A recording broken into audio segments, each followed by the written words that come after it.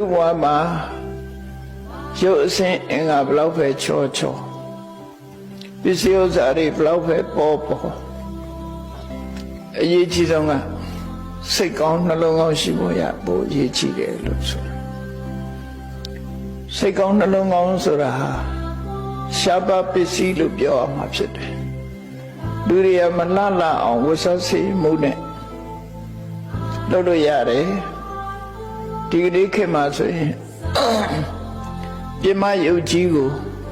ငွေကြေးတနာအကုန်ကြခံပြီးတော့ပြုပြင်ကြတယ်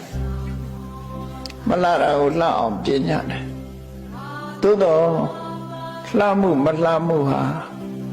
အပြင်ရုပ်ပေါ်မှာမူတည်တာမဟုတ်ပဲနဲ့စိတ်နှလုံးနဲ့ပတ်သက်နေတယ်ဆိုတာကိုတတိထားမိတဲ့ပုဂ္ဂိုလ်ကအနည်းဆုံးပဲသူနည်းစုဖြစ်တယ်မြတ်စွာဘုရားအဆုံးအမမှာရုပ်ကိုပြင်းနေုံနဲ့စိတ်မပြင်းမှုဆိုရင်အဲ့ဒီပုဂ္ဂိုလ်ဟာမကြခင်ရုပ်ဆိုးကြီးတတ်ဘဝရောက်တော့မှာ